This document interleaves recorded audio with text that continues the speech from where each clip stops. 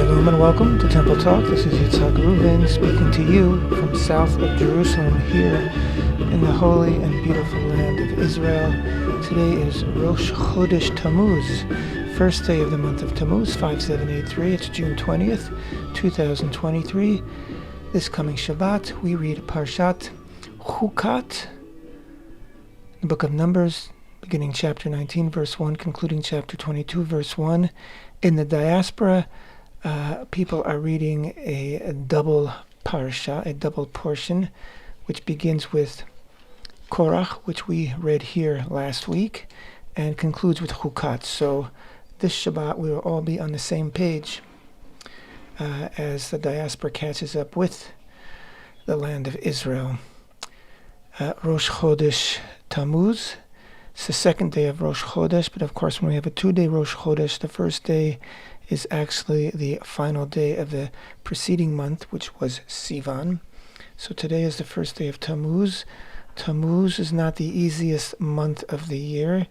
I say that, of course, because of history, and unfortunately it has started off tragically again this year.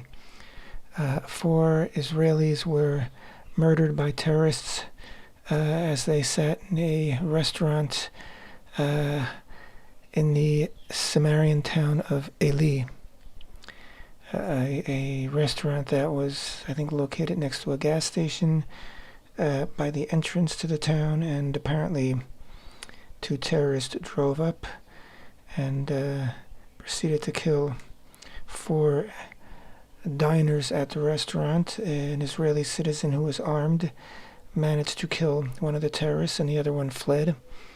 And of course there's a manhunt for that terrorist right now. Things have been heating up for some time now in northern Samaria, the Shomron. Yesterday there was a serious gun battle in Jenin, one of the Palestinian cities of the northern Shomron, when Israeli troops went in to make some arrests. And the northern Shomron has once again, over the past year really, if not longer, become a center of terror. And Israel is really at the crossroads right now, needs to decide what we're going to do. There's going to be a security cabinet meeting this evening here in Israel, and decisions will be made. Many people in the defense establishment, in the security establishment, have been saying for some time now that there's no avoiding a very serious operation in order to take out the terrorist infrastructure that has been allowed to grow and develop in the northern Shomron, Samaria, over the past year or so.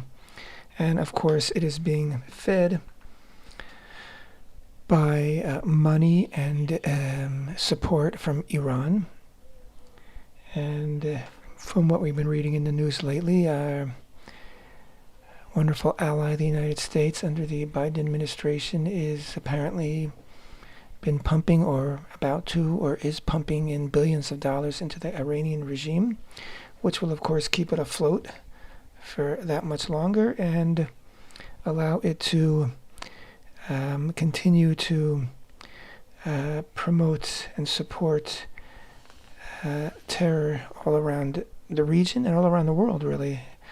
The Iranians have their tentacles in South America and in Europe and in Asia and in Africa and, dare I say, in North America as well. And for some reason, the Biden administration seems bent on appeasing this murderous regime,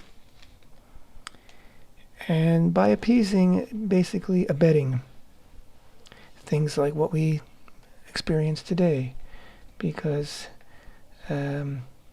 terrorists can be homegrown, but to receive the weaponry and the financial support and the tactical support, they need a big brother, and the big brother is Iran. And the big brother seems to be the best friend of the Biden administration. So I'm going to depart from this right now. You've heard what I've had to say. No reason to belabor it. Going back to Tammuz.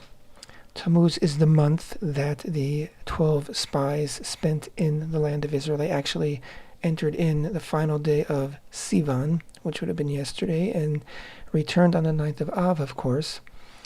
And so, of the 40 days of their ill-fated expedition, 30 of those days, the entire month, as it were, of Tammuz, they were in Israel.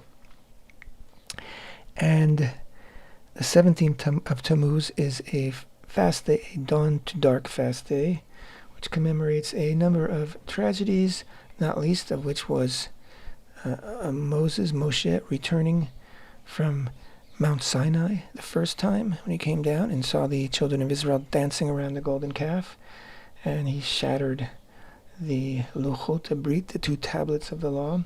That took place on the 17th of Tammuz. 17th of Tammuz also is a date that is connected to different tragic events concerning the destruction of the Holy Temple. We'll talk about that more as we get closer to that date. But as I like to say, it's important every day, but it's especially important every day of the month of Tammuz that we think positive things and express positive things about the land of Israel, because that is one way of affecting a tikkun, of correcting, of rectifying the sin of the spies who spoke ill. Dibat Aretz, spoke an evil report about the land. So let's all speak positively, even and especially when there is very bad news. The land is our life. It's part of our Torah. It's God's gift to us, and it's where we are meant to be in order to fulfill the Torah that God gave us. Because although we can perform mitzvot, fulfill commandments all throughout the world, it has been the opinion of our sages for many thousands of years that the land of Israel is really where it's meant to happen. That's where it really is meaningful. That's where the covenant is really meant to be fulfilled. So I don't disparage anybody who is not living in the land of Israel, but there is a difference that cannot be denied. So let us always remain loyal to the land of Israel and never let our own hang-ups, our own setbacks ever color our appreciation and love of the land of Israel. Parashat Chukat. Drum roll. You know what this is about. The parasha begins with 22 verses all about the para aduma, the red heifer. And of course the red heifer is a central element in the pursuit of the renewal of the avoda, the service in the Holy Temple, the renewal of the offerings, and of course the building of the Holy Temple. And as you all know, the Temple Institute has been pursuing, attaining, acquiring, raising a red heifer for many, many years. And as you also most definitely know, we have been working with other parties over the past, more than the past year, in trying to be able to produce a red heifer that would allow us to produce the ashes of the red heifer, that would allow us to achieve purity, ritual purity, biblical purity. There's different expressions, Torah in Hebrew, of the very highest level. And as you recall, we brought, with partners, we brought in 5 red heifers just under a year ago into the land of Israel. They came through Ben Gurion Airport from Texas, and they are currently enjoying a very nice life here in Israel in an undisclosed location, and we are keeping our eyes on them, of course, to continue to hopefully maintain that they determine whether they are still fulfill all the requirements, because even though at the time that they arrived in Israel, they all were pure red, as in following meticulous inspections, they had no non-red hairs. But that is often the case with a young red heifer, and almost as often the case is that at some point before they're eligible to be slaughtered and burned and turned into ashes, they develop hairs that aren't red, which makes them no longer viable as candidates for the red heifer. So we're keeping our eyes on them. I have no new dramatic announcements to make, simply that we will keep you posted if there are any dramatic developments. Sometimes no drama is best. But let's talk about this red heifer business. But first, let's give a quick overview of this entire parsha, this entire Torah reading of Chukat, because it's got a lot in it. It starts with the red heifer. Immediately after the description of the red heifer, we read of the death of Miriam, of course, the sister of Moshe and Aaron. And she died in a place called Kadesh. And right after she died, we are told that the children of Israel were thirsty. There was no water. And our sages understand that the reason there was no water was because that Miriam was the provider of water for Israel all these years. We talk about Be'er Miriam, the well of Miriam. That Miriam, just like Aaron, his special merit were the Ananei Kavod, the clouds of glory, which accompanied and rested upon the tabernacle all throughout the time in the wilderness. That Miriam had the merit of providing water for Israel. She had as it were, a portable, movable source, well, an underwater source of water that always was alongside the Israelite encampment. And now that she is gone, there's no water. So the people call for water. They're very upset. And as we know, Moshe is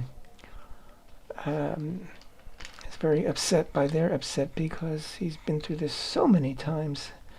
But this time he kind of loses it and says, "Listen now, O rebels, shall we bring forth water for you from this rock?" And Hashem told him to speak to the rock. He said, "Take your staff and speak to the rock." And Moshe, instead of speaking to the rock, struck the rock with his staff twice. Water came out. But then, and what must have been a incredibly shocking surprise, Hashem said to Moshe and to Aaron, "Because you have not sanctified my name in front of the congregation of Israel, you will not be going into the land of Israel." So it seemed like, what transpired, we wouldn't even have noticed if God hadn't noticed. There's lots of questions about this. Really? After all this, all that Moshe did, like, you're going to keep him out because he struck the rock instead of speaking to it? Now, some of our sages say that Hashem said if you had spoken to the rock and the rock listened and provided water, it would have been a tremendous lesson to the children of Israel. They say, wow, this rock, which doesn't speak and doesn't comprehend, nevertheless, when told, performs God's commandment. How much more we, the children of Israel, should always perform God's commandment. But since you hit the rock, that lesson was lost. That's one understanding of it. Another understanding is that it was really Moshe's loss of temper. He called the people rebels. You shouldn't speak to the people this way. These are the children of Israel. And by the way, according to the understanding of our sages, by this point, this 39th year in the wilderness, all the older generation had already died, with the exception of, at this point, Moshe and Aaron. Meaning that these aren't the slaves, the former slaves that came out with Moshe. These are adults who were born into freedom. And so some people suggest that Moshe sort of was a bit heavy-handed with this in his language, saying that, speaking to them like he would speak to the earlier generation, because they were stubborn, stiff-necked people, and they had been slaves, and they didn't quite comprehend all that was happening. But this generation, you don't speak to that way. That's another understanding. And yet another understanding is that Moshe simply lost faith in his ability to speak and communicate verbally. And if you can't communicate verbally, then you no longer have a place in this whole enterprise. And then there is also the idea that Hashem simply wanted Moshe to know that he was going to not enter the land, but it wasn't because of the chet meraglim, because of the sin of the spies. So that he should know that it was his own sin, as it were, that keeps him out, and he shouldn't be associated with their sin. Whatever the case may be, it is something that obviously attracts much thought and discussion, because it really does seem to be a head scratcher. And Aaron, who seemed to be, an innocent bystander, is also included in the decree that he won't enter into the land, which is interesting in and of itself, and also interesting because when Aaron played a major and active part in the sin of the golden calf, he kind of got off scot-free in a way. So is it finally catching up with him?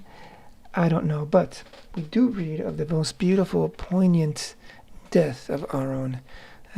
We read that next in the Chukat, how he was instructed. Moshe is instructed to tell Aaron to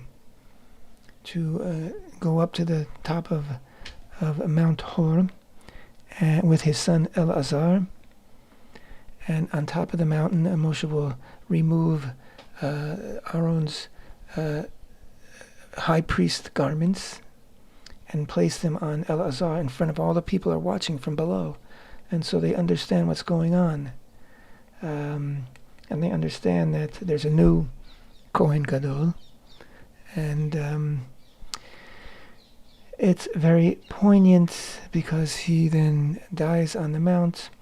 We're told that he died from a kiss from Hashem, as did, according to our sages, as did Miriam. These were sort of blessed deaths. And there's also much midrashic literature about how Moshe spoke so gently to Aaron in order to let him know what was happening, that this was really it for him. He wanted to break the news to him very gently.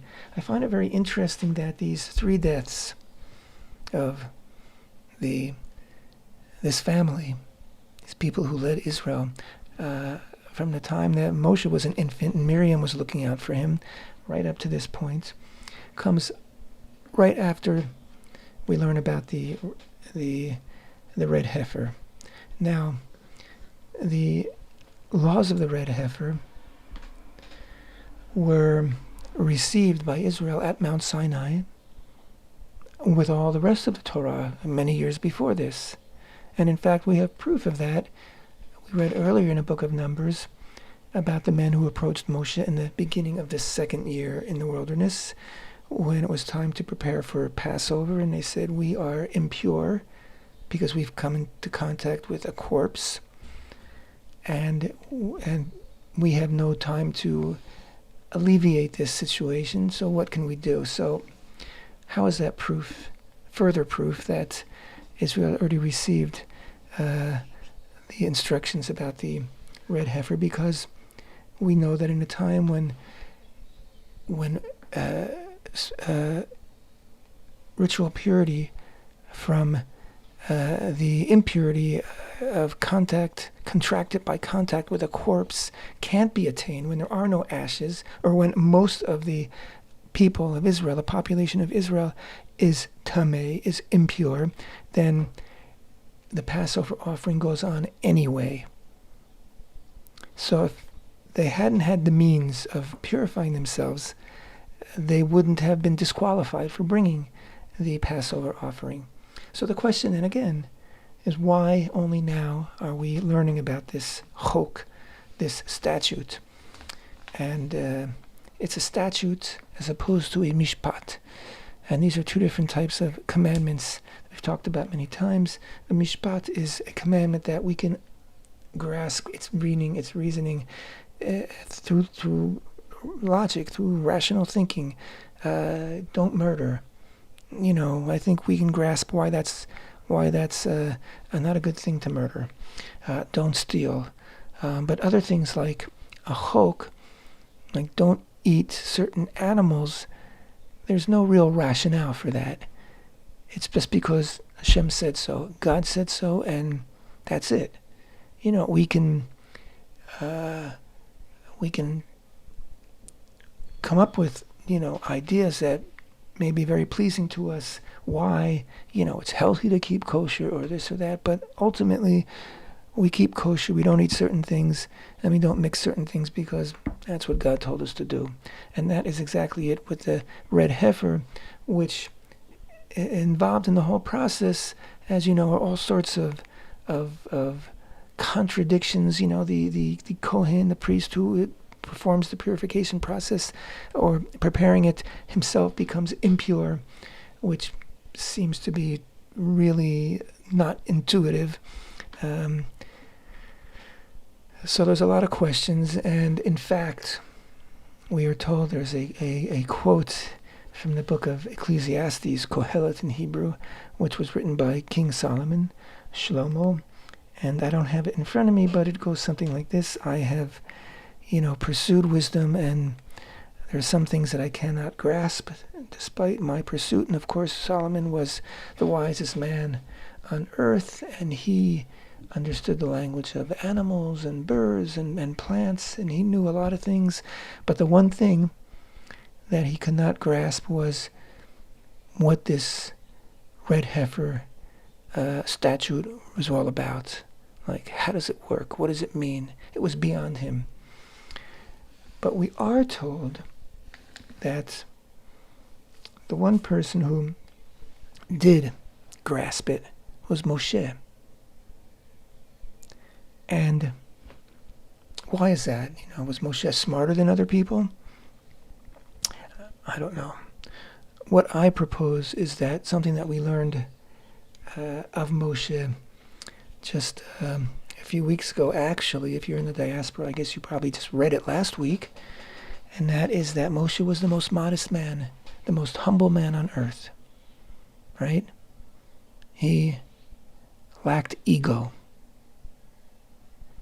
And ego, our sense of ourselves, our sense of our self-importance, our sense of that, we are independent, that we are sort of autonomous, stands between us and Hashem.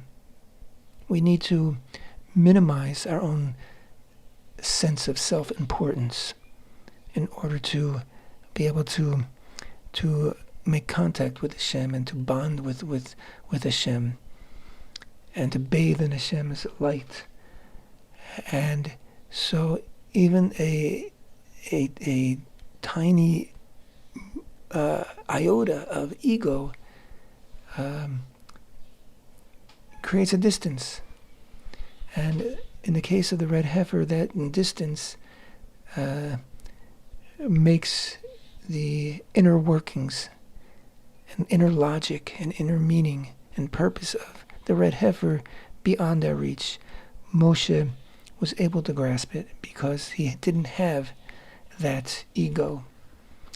So it's interesting, after all that, what I've said, and after we learn about the red heifer, that we learn about Moshe's death. So maybe the red heifer is almost coming as a eulogy to Moshe's greatness. You know, this is how pure he was, how lacking in ego he was, that he was able to achieve this. And then we learn of his, actually he doesn't die yet, of course, but the verdict is out. Verdict is in, I should say, and his days are numbered, and he knows it. And so it's also interesting, having said all that, that right after this we read of the incident where he seems to lose his temper with his people, which would sort of seem like something slipping. In any case, it seems that perhaps he's no longer relevant as the leader of Israel. I mean, there's a new generation. He's the old generation. They need new leadership, which will be Joshua. And it's time for him to step down. Now, why he wasn't allowed to, step down and retire from his leadership role and nevertheless be allowed to enter into the land, his dream and passion, I don't know. But that's the way it was. So the red heifer and the ashes that we produce from the red heifer, what's it all about? Well, as we learn from Parshat Chukat, from the first 22 verses, and I'll read the first few in Hebrew and then in English. Vayidaber Hashem, I'm in chapter 19, verse 1, the book of Numbers. Vayidaber Hashem el Moshe ve'el Aaron lemor, zot Chukat HaTorah asher tziva Hashem lemor daber el bnei Yisrael ve'yikhu elech para aduma temima asher en ba mum asher lo ala alea ol. Okay, Hashem spoke to Moshe and to Aaron, saying, this is the decree of Hashem, of the Torah, which Hashem has commanded, saying, speak to the children of Israel, and they shall take to you a completely red cow, which is without blemish, and upon which a yoke has not come. You shall give it to Eleazar, the Kohen. He shall take it out into the outside of the camp, and someone shall slaughter in his presence. Okay, and so on and so forth. Like I said, it's 22 verses, which is a very long, detailed, and complete description of the whole process of preparing the requirements of the red heifer, of preparing it, of slaughtering it, of the ingredients that go into the mixture of the ashes, the hyssop, and the cedar wood, and the woolen fabric dyed with red, and pure spring water, which is then used to sprinkle even the tiniest bit, even a drop, on a person who's impure because of contact with a corpse becomes pure.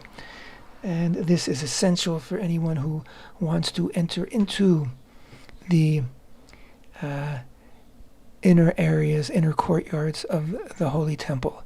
It's not essential to anyone who is going to be in the perimeter of the Temple Mount, which is why we can go up today on the Temple Mount. Jews can go up today halachically, according to halakha, in purity, having just immersed in a mikveh, which which grants us a certain level of purity, but not the level that we would acquire from the ashes of the red heifer. But because the Temple Mount was expanded by Herod, and so the areas that we walk in today are not the areas that are forbidden to anyone who has not been purified by the ashes of the red heifer. But of course, if we had those ashes today, we could enter those areas, and what a difference that would make. So today, instead of, or in temple times and today, instead of the Kohen standing outside the encampment and looking toward the tabernacle, in temple times and today, the Kohen who is slaughtering and burning the red heifer is situated on the Mount of Olives, just due east of the temple, and he has direct eye contact with the Heichal, with the temple sanctuary. The gates are opened up, and in fact the walls on the eastern side of the Temple Mount were made lower so that they would not obstruct his vision, because he has to be seeing right into the sanctuary. And so when, God willing, we are able to perform the preparation of the ashes, hopefully very soon, we also will be located on a spot that on the Mount of Olives that will provide direct eye contact into where the Heichal, where the sanctuary would be if it were standing. And again, these issues have been discussed for a long time, and certainly by Rambam, by Maimonides, some 800 years ago. And even without the Holy Temple, the ashes can be prepared. And once they're prepared, well, it's a game changer, because then, as I said, people can have the purity, and there's nothing holding anybody back from entering into the sanctified areas where the temple itself stood.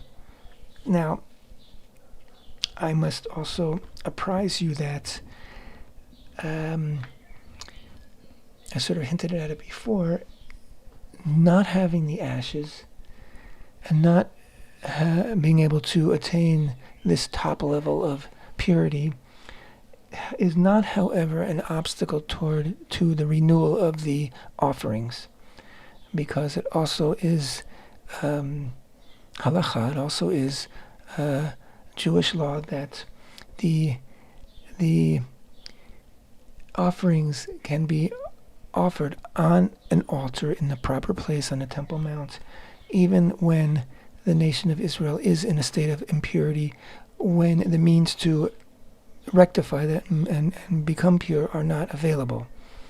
And certain offerings, such as the daily offerings of fixed time, offerings that can't be put off, they can be offered. So while the ashes of the red heifer would certainly, as I said, be a game changer, it's not an excuse for Israel not performing offerings even today. So we've got to get on with it. We be posting things all about the red heifer today. We actually are preparing a brand new, very in-depth section all about the red heifer for our website, and we will be unveiling that a little bit later in the week, so stay tuned. I see the music's going to start in just a few minutes. And here it is. Here is the music. So, again, I wish everybody a very good month of Tammuz. May no more tragedies. May we all be safe and secure and have all good things happen. Thanks for being with me. Temple Talk.